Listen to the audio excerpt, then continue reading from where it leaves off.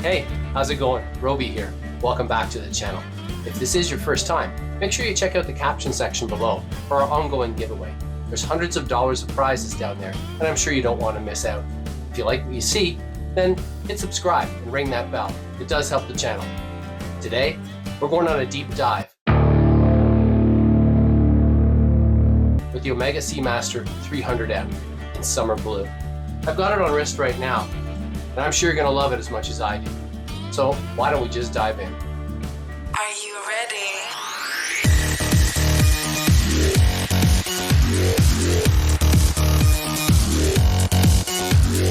Since the 1995 release of GoldenEye, OMEGA has been the official watch of the Bond franchise, and the SMP 300M, which kicked things off with Pierce Brosnan, has frequently been Bond's watch of choice during the last 3 decades of film. For this and other reasons, the OMEGA Seamaster 300M holds a special place in the watch pantheon. Last August, as enthusiasts wrung their hands in anticipation of an anniversary release, theories and wish lists for a new 300M were bandied about. Would there be a return to the 41mm case, an aluminum bezel insert like the one we saw in the Bond 60th Anniversary Edition? What would OMEGA do with the case back? In the end, what we received was a concept release featuring all models in the Seamaster collection and a new summer blue colorway tied to each timepiece's water resistance rating. Tweaks, to be sure, iteration rather than renovation, but now, as the water's still, it is a good time to revisit the OMEGA Seamaster 300M 75th anniversary.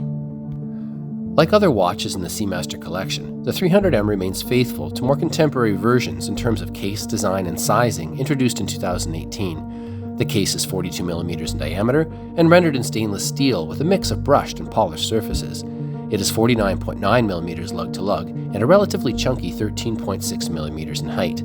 Oddly, however, I've never felt that the 300M was a large watch. In fact, on my 6 3/4 inch wrist, it feels quite comfortable. The bezel insert remains polished ceramic, which is only slightly disappointing in that I really like the more satiny appearance of aluminum. However, the case back, which was previously and controversially swapped out for sapphire, returns to a solid screw-down iteration. This time around, it features a redesigned version of Jean-Pierre Barre's 1950s Neptune Astride II Hippocampi, a motif shared across the commemorative line. However, in the 75th anniversary edition, the color is ultimately the story. The dial maintains its laser-etched wave pattern, but adopts a grainy, fumé burst of summer blue to reflect its 300-meter water resistance, in place of the solid, polished hues of past references. The hour markers and sword hands, while unchanged in their design, also assume a color change. Here, OMEGA has opted for a lagoon blue that blends subtly into the dial without sacrificing its legibility. It's a feature that really pops once you turn out the lights, offering up a long-lasting azure glow.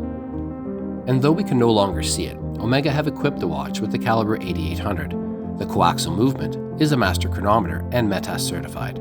It offers up a 55-hour power reserve and is also anti-magnetic to 15,000 Gauss. The watch comes on a familiar stainless steel bracelet that includes a fold-over clasp and a comfort setting adjustment. It also includes a diver's extension. Enthusiasts tend to dream big when they know that a limited edition anniversary issue is waiting in the wings. But the 300M in summer blue offers only subtle changes. While on a personal level, I'd love to see the return of an aluminum bezel insert with a simple dive scale, I do really like the case back here. And of all the summer blue colorways in this collection, I was most surprised with how much I really like the 300M when it's in the metal. Renders simply don't do it justice.